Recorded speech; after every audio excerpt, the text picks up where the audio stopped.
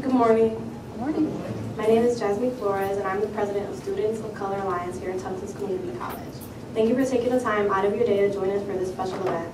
As students of color, it's important to explore diversity, and in a perfect world, we would spend all day talking about how all lives matter. But today the focus is on Black lives in America, and this is an opportunity to get to know about why Black lives matter on this campus, in this state, and in this country.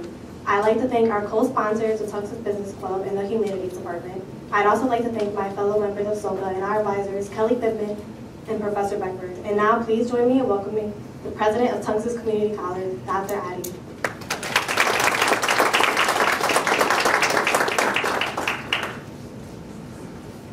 Ooh, this is fancy. Good morning, everyone. It's a pleasure to have you here this morning. I'm using the mic so I can reach all of the voices way out there. Not working? Sort of? Okay. What we are doing this morning is trying to present you with many things to think about. Information that you may not have, new ideas that might spark something in you, in your understanding not only of yourself, but of the people around you, your fellow students, people that you might encounter in your workplace or in the 7-Eleven store or at the gas station or wherever you happen to be. I was once told of a definition of prejudice, which is that it was defined as the dislike of the unlike. And if we look at that definition of prejudice, which is something that gets in our way every day, all the time, then what we're doing this morning is very important in taking away the fear or the dislike because things become familiar. Other people's ways of living and thinking and being become more familiar. So please listen carefully. Please think of the questions that you have in your own minds for your own lives. Take advantage of the wonderful visitors we have here today, whom I am thrilled to have on our campus. One of them is here a lot. So enjoy this morning, listen, take away something with you that you didn't have as a part of your being when you came in here. Thank you so much.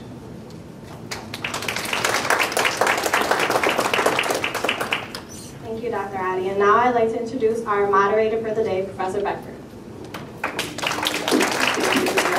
Can you all hear me? Is my mic working? I think it is working. Okay. Thank you, Dr. Addie. Thank you, Jasmine. And thank you all for coming here today. This is a really special event for all of us. I'd like to get started by introducing our wonderful guests. To the far left is Anita Saunders. Anita Saunders is the Director of Marketing Communications for the United Way of Central and Northeastern Connecticut. Anita is a seasoned producer, writer, broadcast, and public relations professional. She has earned 3 Emmy Awards, Gold and Silver Mercury Awards from the Connecticut Valley chapter of the Public Relations Society of America, Journalist of the Year from the National Association of Black Journalists, and a First Place Award for Excellence in Journalism from the Society for Professional Journalists. Her knowledge of the media is only matched by her community involvement on over 20, probably more than 30, civic and professional boards during her career. A native of Hartford, Connecticut, Ms. Saunders holds a BA in Communication from American University in Washington, D.C., and an MS in Organizational and Managerial Communication from Central Connecticut State University. She is a life member of Alpha Kappa Alpha Sorority Incorporated and president of the Epsilon Omicron Omega chapter of this international service sorority. Beatrice Fevry is the chief executive officer and founder of Bella Hispaniola Enterprises, a company that manufactures high-quality garments in Haiti, turning Made in Haiti into an international brand and advancing Haiti's economic status toward the creation of a sustainable middle class. Prior to establishing her company, she worked at United Healthcare. In her role, she was responsible for governance around sales, general, and administrative expenses of approximately $50 billion with B. Ms. Fevry was also the Chief Financial Officer for the West Region Personal Lines Division of the Hartford. Ms. Fevry was born in Port-au-Prince, Haiti, and is fluent in several languages. She has served as an advisory board member of the Connecticut Forum, as well as on the board of the Connecticut chapter of the National Society of Hispanic MBAs beginning in 2008. And since 2008, Ms. Fevry has been an instructor of accounting here at Tunxis Community College. She holds a Master of Business Administration from UConn and a Bachelor of Science degree in accounting from Central. A Master of Business Administration, I'm getting it mixed up, from UConn, and a Bachelor of Science in accounting from Central. To be sure, Ms. Fevry is an effective communicator, public speaker, innovative thinker, and change agent who fosters a culture of empowerment and accountability. Please welcome our guests.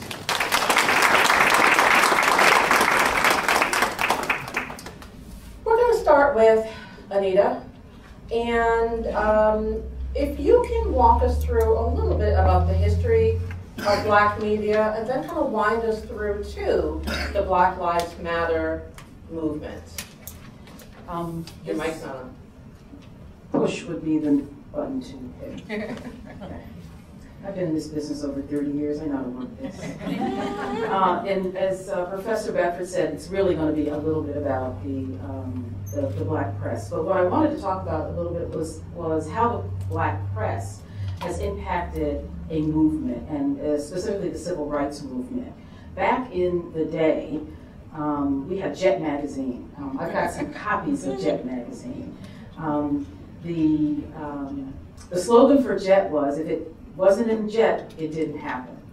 For the Black community, the Jet was our Bible, okay? This is the Jet magazine.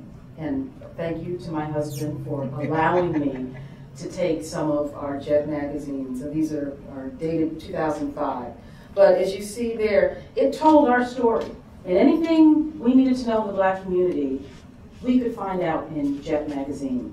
The second would be Ebony magazine. Now, Ebony magazine has transformed over the years. I'm not sure there how large you see, but this was the original Ebony. It was very large. Yeah, very large. Very, very large. It talked about history, it talked about our stories, entertainment.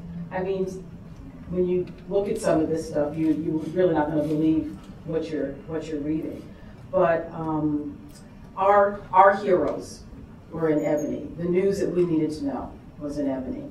Now, when it came to the civil rights movement, that didn't just start in the 50s or the 60s. When it comes to the media, going back to Ida B. Wells Barnett and John Russwurm. John Russwurm was the editor and founder of Freedom's Journal. Ida B. Wells was an editor, sociologist, a suffragist. She wrote about lynchings. She wrote about things that no one wanted to talk about when it came to the Black community. And this was, let's see, John Russwurm was in the 1830s, 1840s. Ida B. Wells was a little later in the probably 1890s to the early 1920s, that age there. But they chronicled the civil rights movement. If it wasn't for the media, we would never know what was going on in the Black community. Now, the picture you're seeing here, Emmett Till, and if we pass this around, this particular Jet magazine, September 19, 2005, 50 years later, Emmett Till 50 years later. It's kind of difficult to see there, but you can come up and see how we were able to tell the story. Emmett Till, if you don't know, was a young man from Chicago who went to the South to visit his family and was accused of whistling at a white woman. They later found his body in the Tallahatchie River. And as I said, the picture that you can't really see the picture there, but I'll show you the picture. You can come up and see the picture. His mother, when the body came back to Chicago, decided to leave the casket open so that people could see what they did to her son. Until you saw that, what they did to her son,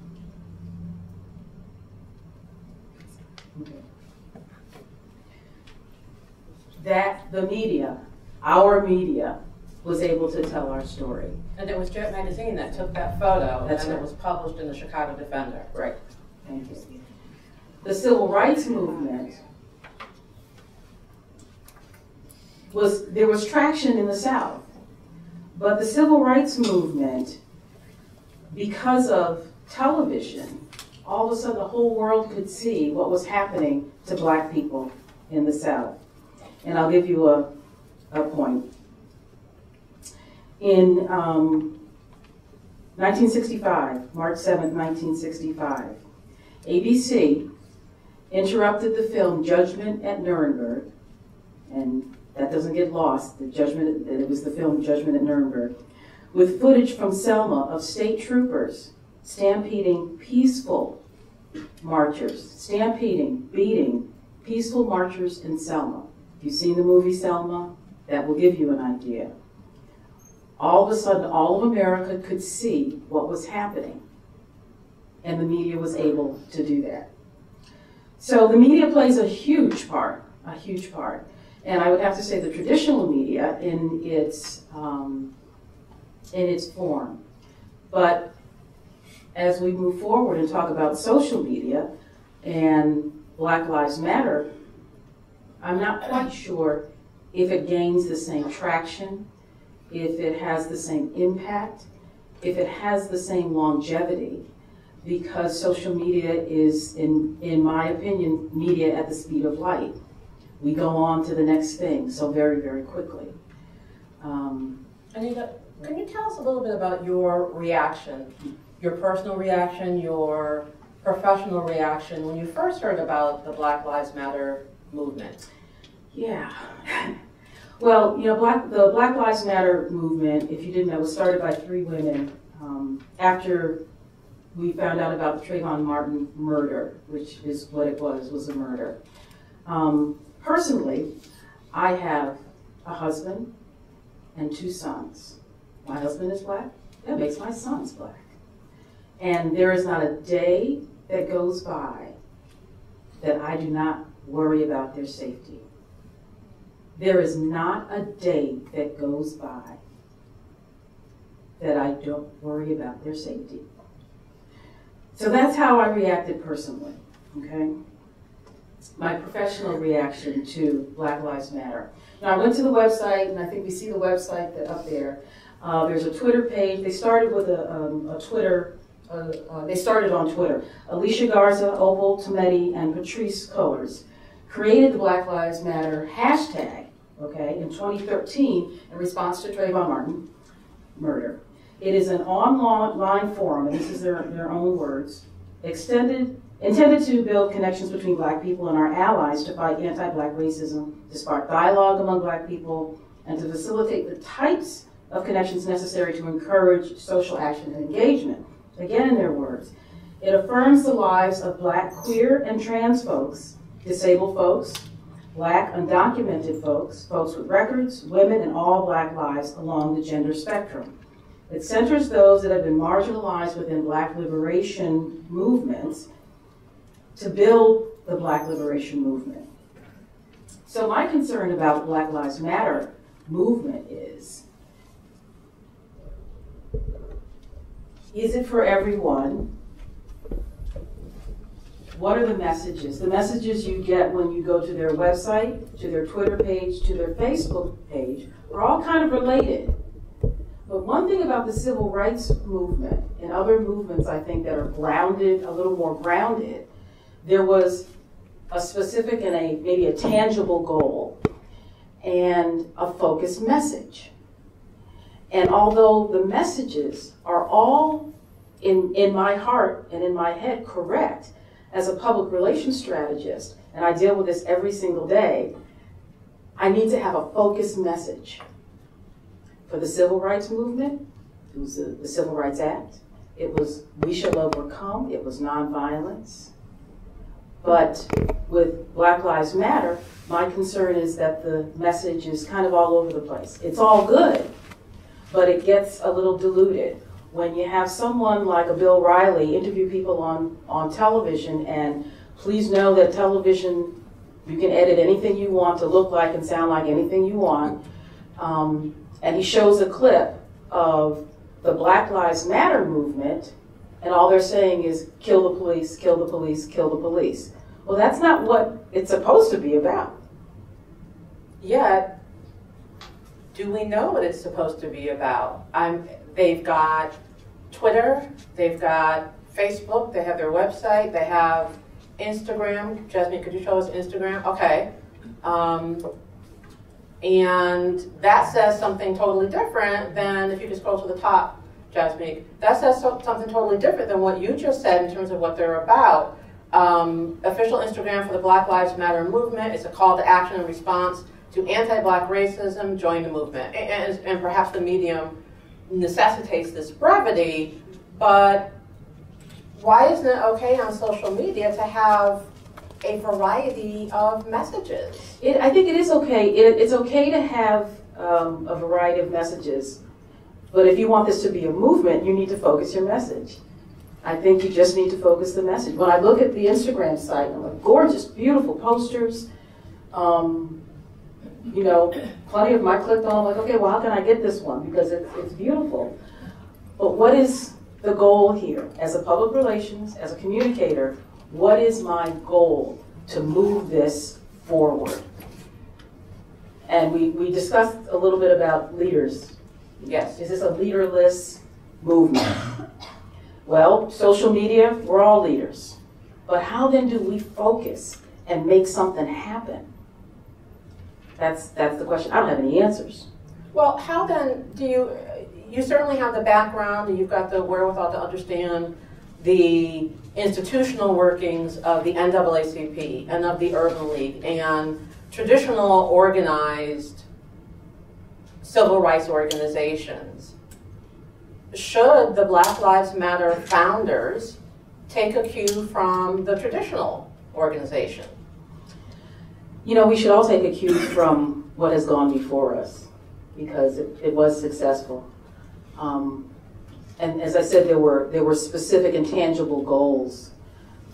Is this movement just about discourse? And I don't really mean to say just about discourse. Is it about conversation? Is it about discussion? Is it about raising the conversation, again, as we continue to try to raise the conversation about race? One of the institutions in the civil rights movement was the Black church. But how welcome will the Black church be when the Black Lives Matter movement affirms the lives of Black, queer, and trans folks? You think about that. Church ain't necessarily going to buy into that. And perhaps this is the first time that many of us are hearing that was part of the reason why these women decided to put this movement together. Not that just Black Lives Matter, Black, queer, transgendered, questioning, lesbian, gay, bisexual. So is that where has that message gone? Why are we not hearing that? Yeah, I'm not sure. I guess because, well, you know, one of the interesting points that I read from them, the Black Lives Matter hashtag. You know, everybody wants to use the hashtag. If you go online and look for T-shirts for Black Lives Matter, and I had some made 2 years ago for my family for Christmas. I actually added some things to the T-shirt, but they're all white people modeling the Black Lives Matter T-shirts. When you go online and go, I want a Black Lives Matter T-shirt, and they're white people modeling the T-shirts, like it's a fad. So again, sorry, your question being, where does this go? I'm not sure. Other people have co-opted the Black Lives Matter hashtag. They've asked permission of these three women. Can we use this? In one particular instance, they agreed that they could use the Black Lives Matter hashtag. Well, when they agreed to that, it was turned around, it was reconfigured, it was made more marketable, and it was like they lost control of what the movement was supposed to be in their hearts. And it became a thing, a trend.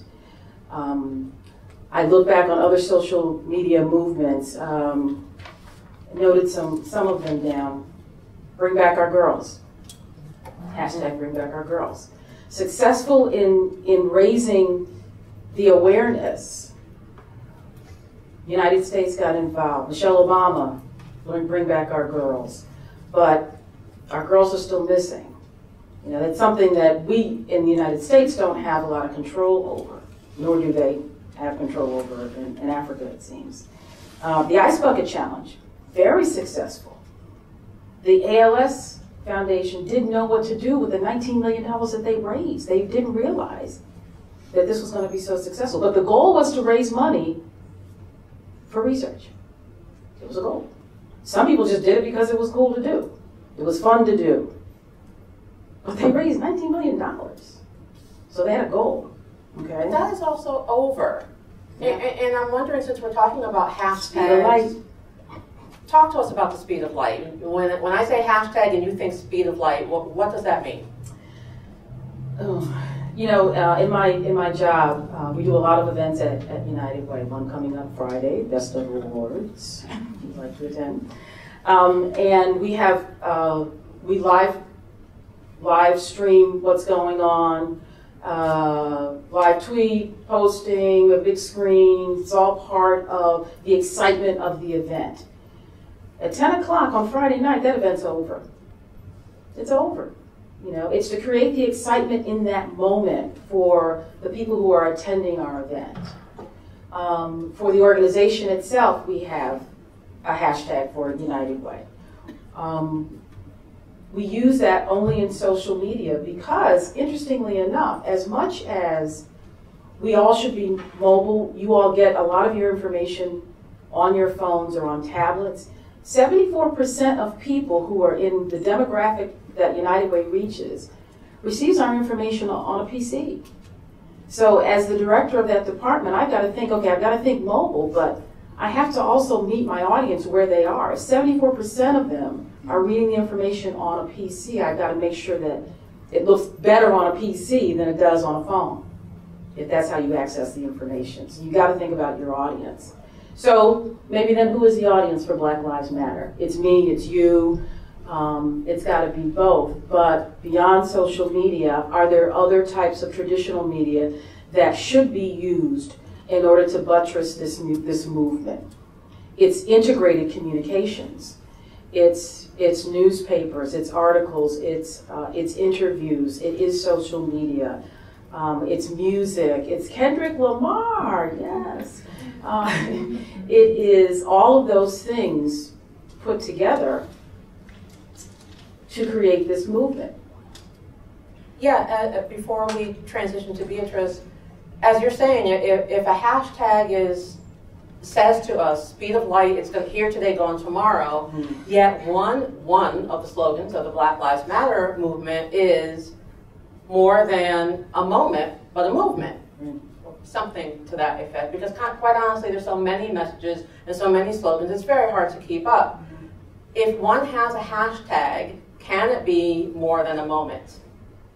Yeah, I think it can. Interesting enough, when Black Lives Matter came up, also hashtag I can't breathe, hashtag Ferguson, hashtag hands up, don't shoot came out at the same time. So where am I? I'm with all of them. Can it be, it can be the start of it. You know, the beauty, I guess, of a social media movement is that it starts, it's organic, it does start, but how do we keep it going? Yes, it can start with a hashtag. It can all start with a hashtag. But what then happens after that? The excitement of that event, and you know, it's I would never put the deaths of my brothers as an event. But if you look at the picture of Emmett Till in the Jet magazine, that is seared in my brain. By the way, for those of you who don't know, Emmett Till was 14 years old. He was 14 years old, and that was in 1955. So there are things that we can possibly do. Beatrice, we've been talking about the social media aspect and the communication aspect, and clearly by the size of this audience, we know that there is information that we're seeking perhaps a point of view that we want to enforce. But where do we go from here? If Black lives do indeed matter, where do we go from here? After the movement, after the social media aspect, what happens now? I'm actually going to stand just to make sure I see everybody and they can see me from back there. I've been in the business world, for a very, very long time. I came here to the United States as an immigrant who did not speak English at all, and so I find myself in a room full of strangers. And in this country, you were all the same to an immigrant coming into the country. And so how do you, but the spirit with which I came, even though I did not understand so much about Americans and their way of doing things, I came with a curiosity that said, these people were just interesting. They were different than I am. They had a different language. They had a different way of speaking, different way of dressing, different way of eating, cutting their foods, everything. And so there was that curiosity. And I'm sure if I were to poll in this audience, are there any foreigners here in this country? Okay, raise your hands. All right, there are many of you. And so when you came to this country, it was very, very strange for you, but you assimilated. You got to know everything. You had that curiosity. And I think the wonderful history you just gave about the Black Lives Matter movement here in the United States shows that we need, as a people, more curiosity. Take away what Dr. Addy just mentioned, that fear. In fact, there is, you all have a cell phone, right? In fact, if you have your cell phone, before you leave, I'm going to give you something to take away with you. Dr. Addy mentioned something about fear. Dr. Henry Link, a psychologist whose specificity is the brain, said this about fear. He said, we generate fear while we sit, we overcome them by action. Fear is nature's way of wanting us to get busy. Or in other words, some others in the motivational scene have said fear is false evidence appearing real. What we don't know, we fear. And so, separate, but yes, we can be equal. No, you are getting together to know each other and take away that fear. So I never focus, even in business, we never focus on just a problem, but we come up with solution. So you think about being here in a school, in an institution, and that's why can you guys see this quotation on the board? It says, education is the most powerful weapon which you can use to change the world. Do you know, who can tell me who said that? Anyone in the audience, who said that? It was Nelson Mandela. Did that man change the world? Did that man change not only his world in that little corner of South Africa, but did he change the entire world? He did. He did. That's a movement that went. But in reading his book, he talked about how do you change something? You've got to reach people's heart. You've got to reach people's heart. So as this is a beautiful, as his word, rainbow of people that I see in front of me here. When you look at each other, you should be proud that you have such a beautiful scenery to look at and take the time to get to know and not fear because of the way somebody looks. I was talking to my sons before I came here about, my children, about what are your thoughts, college students, what are your thoughts about this thing, about this movement and so forth. And one of them said to me, she says, I'm surprised that people are still stuck on melanonin. He said, that's what they're stuck on melanonin. He says, I cannot believe it. He's a millennial, He says, I cannot believe it. It should have been as basic as your first biology class. That people are going to be different. Depending on where they live, depending on where they are. You're closer to the equator. Nature has a way of protecting you from being cooked by the sun, the melanonin. And he said, if we can go past the fact, that simple fact, that it's melanonin, then he says, as a group of people, we start working together, then it's eureka. Then we can start controlling the universe. We move beyond that. So what I'm a solution-oriented individual. What I like is to make sure that you have the tools not to be fooled by fear. Whenever you go to places like this, where you're hearing the wonderful history about this country and how we overcame a lot of things in this country and other places, you've got to think about, okay, now that I am what? Educated on melanolin, I can open my eyes to actually get to know other people. Because, I mean, I hate to bring it this simplicity, to bring it so simplistic to say, when all of you here in the audience, if you woke up in a world where all they required was for you to, I don't know, wear white t-shirts all day long, where would the variety be? If they required you to just eat, I don't know, mac and cheese, because my daughter would be happy. But I mean, where would the variety be? What makes us humans are the things that we should be interested. The differences is what we should embrace. And this is why here, what I would say on a college like this, where the school has been so wonderful to hold a program like this, you go out, you're the one that's going to change the world. You are. Each and every one of us here, whenever you go to something like this, you said, I'm going to make the difference by embracing everyone who may not be like me.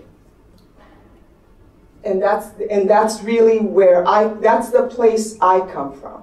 That's where I said, that's why it is everyone. And until you start thinking that you have to look within your heart, and that's what Nelson Mandela in his book says, you look at your heart and take away that fear that's holding everybody. It is as though, no matter who you are,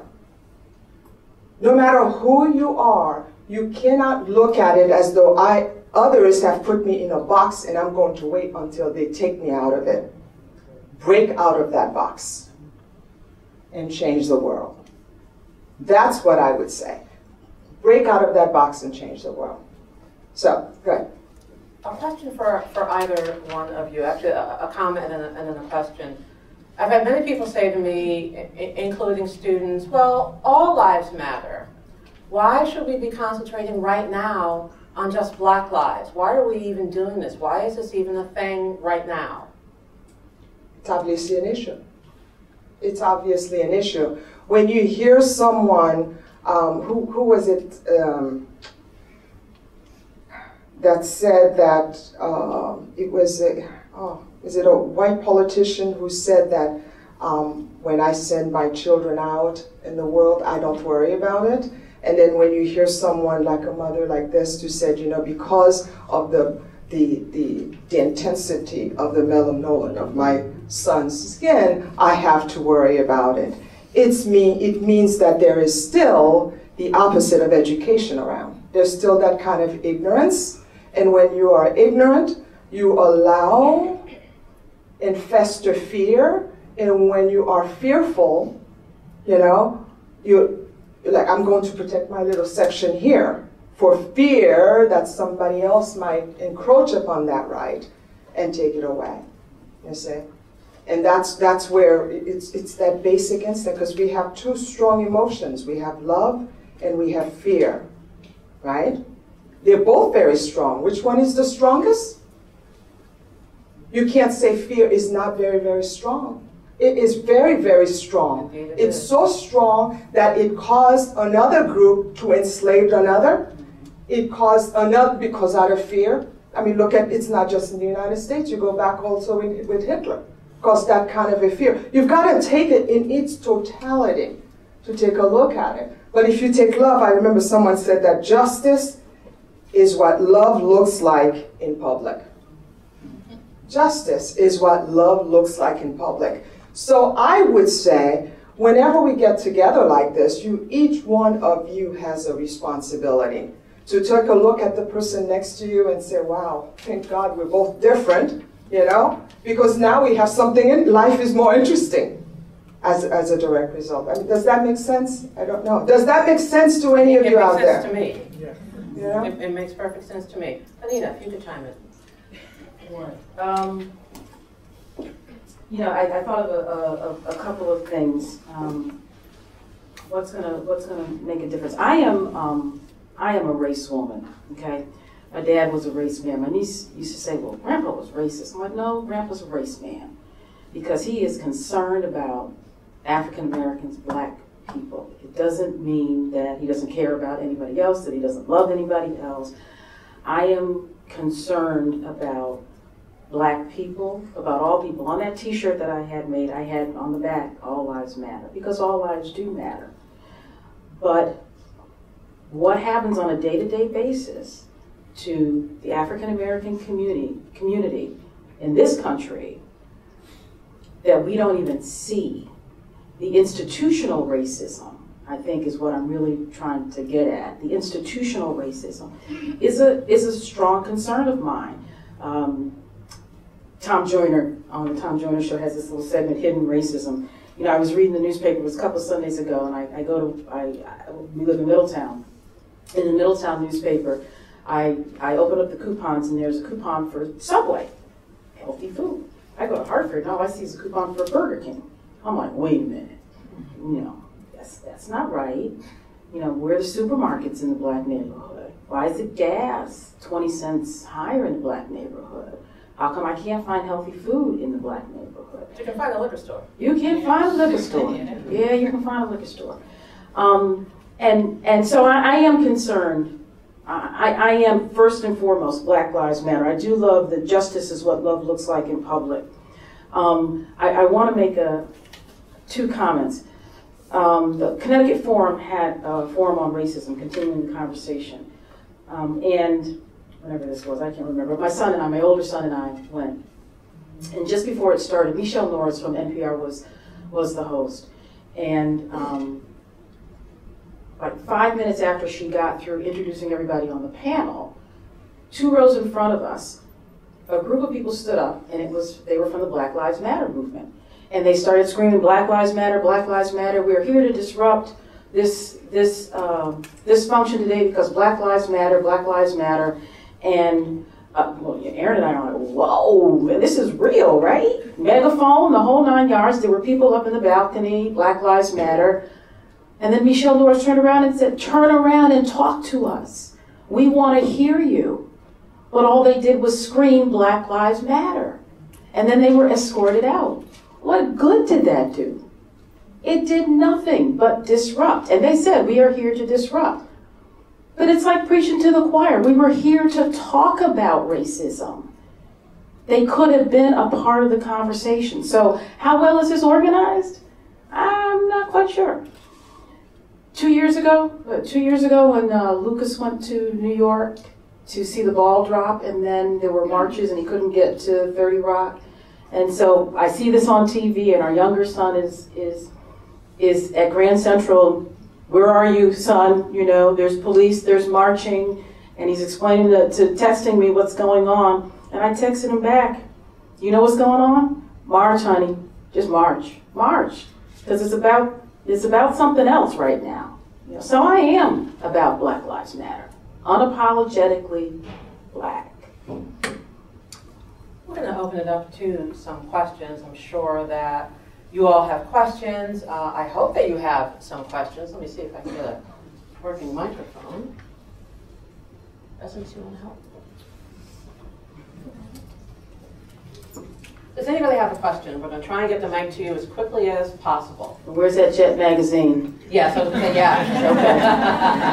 Okay. Please don't walk out of here with that. Does anybody have a question for either of our guests or a comment? Oh, there's got to be. We are at a college, right? There's got to be a question. There has to be a comment. I see a hand. Thank you. Hi, I'm Tatiana Machado, and I teach business courses here, and I want to make a comment, actually, and a question. Anita, something that you said about staying on message as a business instructor, and particularly marketing and public relations and social media, like you mentioned, how important that in business do you feel that is, staying on message and being focused? Oh, it's really critical. You know, as I said, I struggle with it every day because United Way has a few tentacles and are concerned with different things, and we do a lot of different things, but making sure everybody comes together and stays on message. If you think about the big businesses, if you think about Nike, okay, their brand is just do it. It gives you the impression that when you see that swish, I put those shoes on and I'm going to be Michael Jordan, or I'm going to be, whatever it is, I'm going to be able to do this. For Volvo, you know, their brand, it's safety when you see their car. That they've worked really hard on staying on message. They can add all the bells and whistles to the car that they want to, but when you think of a Volvo, you think of safety. When you think of that Nike swish, if it's a t-shirt or sneakers, I can do anything when I put one of these things on. So it's critical in business to stay on message and focus. We have so many messages out there. I mean, it's terrible. It's really terrible. My dad, God rest his soul, he used to say, I'm so concerned, I can't remember anything. Like, Dad, you know, when you were coming up, you had to know your social security number, that was it. Now I gotta have a PIN number for everything. And, you know, it's tough, it's really tough. How do you stay on message when you have all these competing messages? So you have to work a lot harder in order to get that message across and to get your sales and whatever your goal is to engage your audience. Focus. Thank you. One last comment. I think it's interesting that you both talked about sort of the historical perspective and how the civil rights movement, although it had less technology and ways of communicating, were more on message and more focused than where we are today in terms of having so many different ways of getting messages out. And perhaps a reason for us to be concerned, because if the message is not focused, if everyone isn't clear about what the message is, then there is confusion. And certainly with something like Black Lives Mattering, thinking about Black people in America, to me, it's very scary that that message is confusing.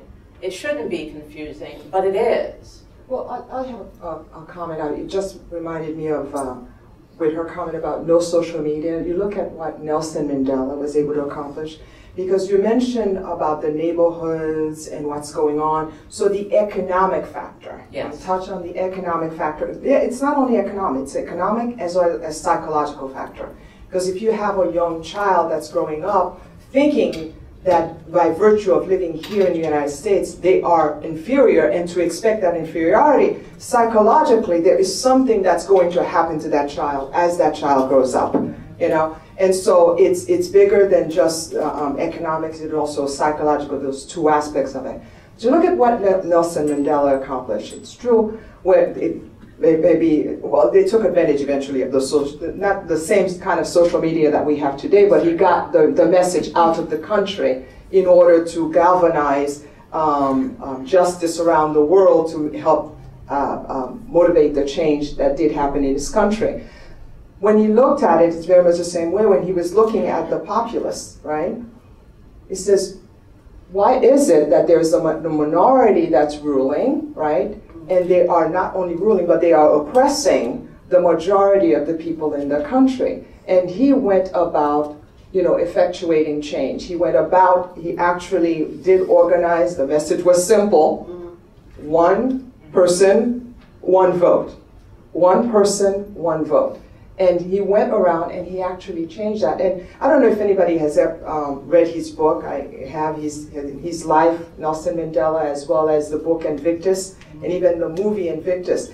It's really very, very powerful. I talk about tools, what kind of tools that we need. We know that there are problems, there are economic problems. Now it's up to, you know, to engage, I think, other people. You know, I said in business, for example, we spent 5 minutes discussing, we have the problem. Now it's time for all of us to start putting in and weighing in as what is the best solution. It could be like, you know, if there is something in the neighborhood where the business is not geared is skewed, let's just say, on how they do business, it might be boycotting that business. You know, those are the things that I'm saying that we we probably should be giving more thoughts about. How do we go about making the change? How do we stay and make that message so much more strategically clear so that economically and psychologically we are changing things and moving forward to bring about togetherness? Because like you said before, it was not, even with Martin Luther King when he did it, right? He didn't do it alone. He brought in a lot of people to help him. So we have, that's the point that I was trying to make. Other questions? I see a couple of hands up, and Essence is coming with the first person. Thank you. Okay. Hi, my name is Arthur Cruzina. I just wanted to ask, how important do you think it is to movements like this for big corporations and businesses to get behind them, and do you think it validates a movement if a corporation or business gets behind it? Really good question. Oh, go ahead. I think so, absolutely. It takes each and every one of us to create change. Absolutely. You're here, you're the start. I'm saying, I hope when you guys all leave today, you really realize how powerful your education on this particular topic is, and that you do your part to effectuate change. Whether it is going into your own household, whether it is the place where you work, wherever you are, you can start that little movement on your own to help make a change so that, so that the whole entire world reflects really that one group, which is the human family. And I only hesitated because I just had, I just took an exit ramp and had this vision, of a large company like a GE or something getting behind Black Lives Matter movement. Just, that would be perfect. Energy, innovation. I know. I already have a job, but I'm loving that. We can work on that. We can convince people to do that. Okay. There were some questions in the way back too, I think. You kept saying you were afraid. Afraid for your children. We can barely hear you. So. You keep saying that you were afraid. Who are you afraid of? Are you afraid of the police? The police are not out to get you. People are not out to get you. I found the most fear from the Black Lives Matter movement is from inside. And it's a shame because the movement is very strong and it's doing good things. But they're scaring themselves into a frenzy. If we want to make Black Lives Matter what it's supposed to be, where it's all lives matter, everyone is equal and harmless, we need to stop being afraid of little things and blowing it out of proportion. What are your feelings on that? Before Black Lives Matter was a hashtag, I was still afraid. So my parents were afraid for me. So that didn't come with that movement. And when you say the police are not out to get my kids, no, I don't believe the police are out to get my kids. It's not just about police. It's about those who are uneducated, those police officers who are not trained. I think it really is an issue of training and a psychological issue and stereotypes and I'll tell you another quick story. Before Black Lives Matter, our son was stopped driving while black in Old Saybrook and had in his car, his senior year of high school, in the car, 2 blacks, one from Sri Lanka, 1 Greek, and 1 WASP. Okay, all his best friends going to find some place to eat, as teenage boys do. And interestingly enough, they stopped him. He was going 40, coming down the ramp, and then asked him if the white guy in the back had a gun. And that was Timmy, no, he doesn't have a gun. So about police, and if we hadn't trained him to obey and listen to what the police officer says and just do what he says. I don't know what you're thinking, just do what he says. But his friend in the back, being white, knew he had the privilege to start asking questions. He started asking questions of the police officer. So I'm afraid. I was afraid for everybody in the car. I'm still afraid for my children. No, I don't believe the police are out to get my children. But I do believe there are a lot of uneducated, fearful people, because when they see our melanin, they have a certain reaction. If I walk into a store with a white friend, many times the reaction is different. It's just different. And that's a reality. So I don't know if I answered your question. Your question to me was, don't be afraid. It's not going to keep me or my children from doing what they're doing, what they do.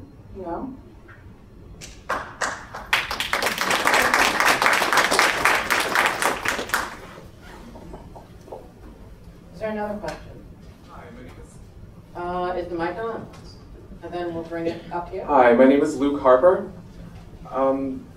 It was brought up that this movement in particular had a variety of messages, and it could be seen as diluted or encouraging more discourse. How have you each in your personal lives encouraged a positive impact on the Black community, even in generations that may believe that they live in a more progressive time, rather than perpetuating lines between white culture and Black culture? I identify as Asian. I don't see, I believe, and in my life, either side. How have you not perpetuated the victimization of generations who don't see themselves as victims, and instead encourage a positive influence for youth? Well, with my kids, and they're about, I guess, the same age as you, and one older, I talked about that car full of kids, who represented so many different nationalities, and that's how they've grown up. Their history, they have to be educated. They are educated that their grandfather marched on Washington, and when the anniversary came up, I brought one of my sons to the March on Washington. You need to understand the history here. You need to understand. That does not, because he is in a generation where there are multitudes of ethnicities and cultures that are together. That's part of his day-to-day life. But please do not forget where you came from, okay? So I am unapologetically Black, as they are. He appreciates that, he understands that, he values the history. He values what his parents and grandparents and great-grandparents have gone through. But that does not mean he excludes the other people around him, because that's just how he was. We've raised him. We raised both of them that way. That their worlds are so much wider than mine was when I was growing up. Even though I went to a white school, I still lived in a pretty much all Black community, as did their dad. But their worlds are so much wider, and maybe they're just a lot smarter, like you are. It's just, they're much more open and in tune than I had an opportunity to be as a child. So the world has changed. At least do not forget.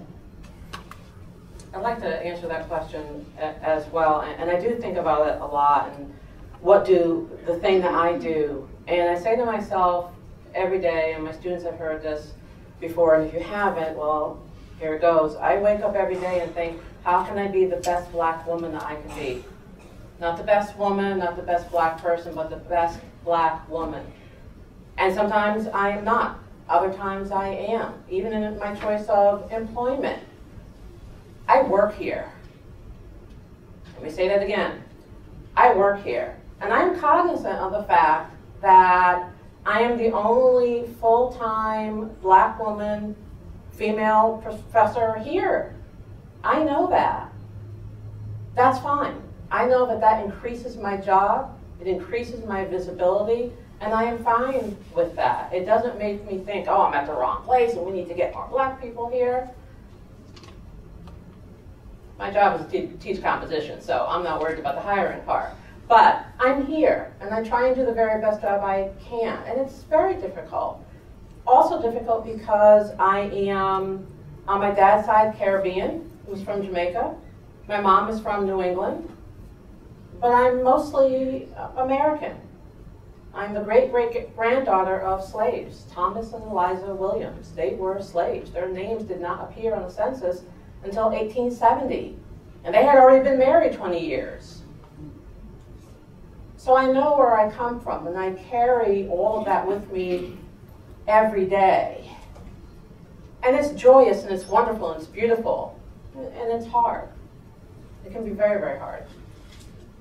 Do we have another question in the audience? I see, I need microphone. Okay, I saw a hand over here, then the hand back there, then here, and then we're going to have to wrap up.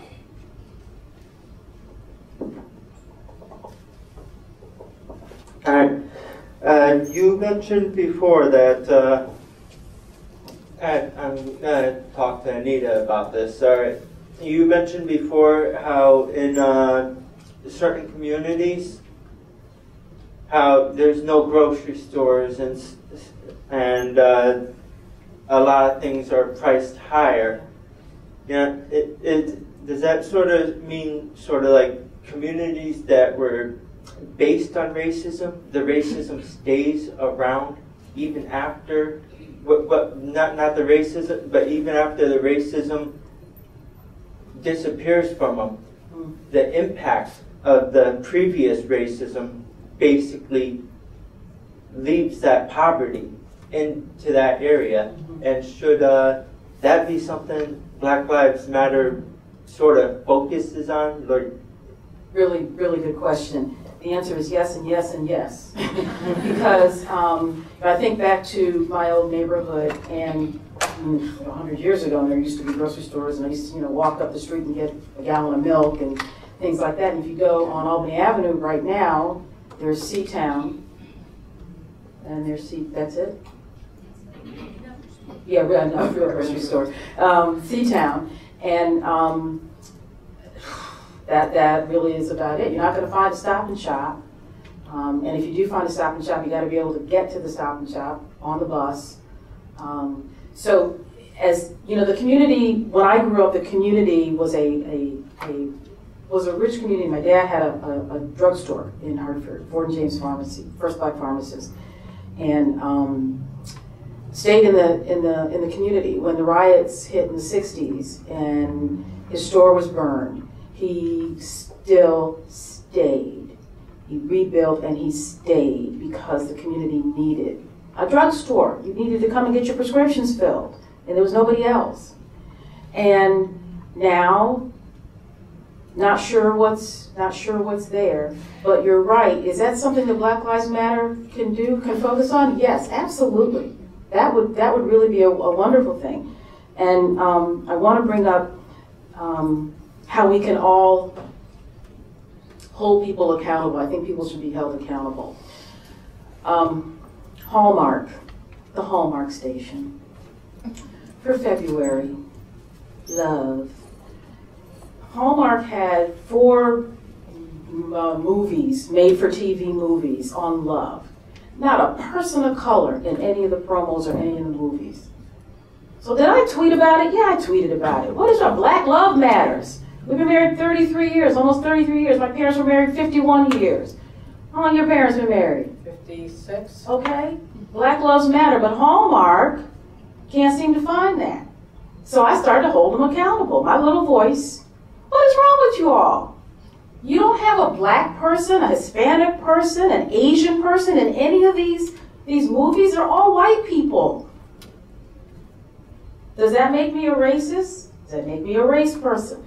I need to hold people accountable. That's my job. You know what? As a black woman, that's my job as a black woman, as a mother, as a citizen of the United States of Connecticut. It should be your job too, to hold people accountable, to call it out when you see it. And I think that's part of our problem is we remain silent. I'm going to make noise to Channel 3 in about an hour about something I saw. Oh, do tell. Well, it was maybe about later. Yeah, maybe later. It was a visual that they should have edited out. And when you don't have people of color who are in positions to make decisions. I see Kelly now, because Kelly knows this, who are in positions to make decisions. You see things on television that you're not supposed to see on TV. And if a person of color had a chance to look at it and look at it in a different viewpoint, they say, no, don't show that. Don't show that, don't do that, until we hold people accountable and call it out and let them know nothing's going to happen, nothing's going to change. That's a movement. I think that's an excellent point that you make. I always say that with knowledge comes responsibility. I'm going to go back again to education. With knowledge comes responsibility. And there's another thing that I also know, that people don't care how much you know until they know how much you care. And I think from what I'm hearing, you know, about the issues also with the Black community is that doesn't anybody care? You know, doesn't anybody care about what is actually happening? But you know, again, you have to look at economics. Economics, you know, you want to rise out of poverty. Economics is an economic issue. You want to find your place to be able to produce even a movie. It's an economic issue. You want to do all these things. So if you start looking at it about how do we start, you know, equipping the disadvantaged neighborhoods, because that's what they are, and they are placed at a disadvantage. What are the tools that are necessary? What do they need to help themselves better and get out that way? Because once that happens, and that's why, you know, we're all able to come and have this kind of conversation, because you know, we've made that step. Education, we've made that step. I'll go down saying it again and again and again. You educate yourself to get yourself out of where you need to be. And you also make it a movement, you make it part of the group. You guys mentioned GE. You mentioned you're going to talk to Channel 3. It's all about, it's everybody. You see it, it doesn't make sense, say something. You know, whether that young man, I think back there, your comment, where you said, you know, I can't take side. This is just so crazy. I remember a movie that I watched, and I think I was sharing it with you, with Sidney Poitier. I don't know how to say his name in English.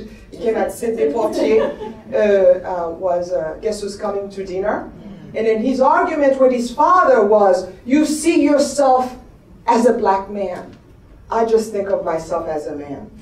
And he says, not until all your generation of all races, whether it's black or white, get out, will me and my wife and my children will feel better about everything that's going on. It shows that it's not to negate the problem that you just mentioned. It's not to negate, it doesn't make it go away on how a person feels. Just because, you know, like you were saying, responding to the young man, and he says, the police are not out to get you.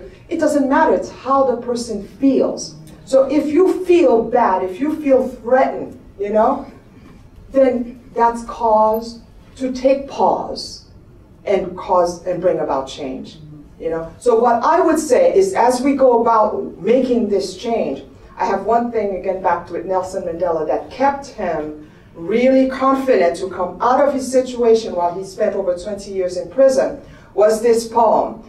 And each one of you who has your cell phone, I would go ahead and plug it in right now. It's the only time you're allowed to use your cell phone. Plug in Invictus, okay? Plug in Invictus. This was a man where everything, when it seemed about that it was not going to go right, I can recite the entire poem to you, but I would end with what it says on the bottom. I am the captain of my soul. I'm the master of my soul, and I'm the captain of my ship. So if you all always feel empowered, because you want to feel empowered, you're not going to accomplish anything, no matter how much we talk about it, until we empower ourselves. And I'm saying that each one of us, you have the power, just like Eleanor Roosevelt said, no one can make you feel inferior without your consent. Do not give that consent, no matter how it is, whether, I don't care who it is, don't get that consent. And so start changing about whenever you see, what part can I play? How can I get the big corporations involved? How can I economically change the situation of practical solution? How can I, once you start doing that practical, okay, we have issues here, we have no Walmart, we have yes Walmart, we have, all these kind of different things. Then we start changing it from the bottom like this economically, and we start changing and take our place. Everybody as an equalizer for everyone. Maybe I'm idealistic. Beatrice Fevry, Anita Ford Saunders, thank you so much for your time today. Can we give them another beautiful...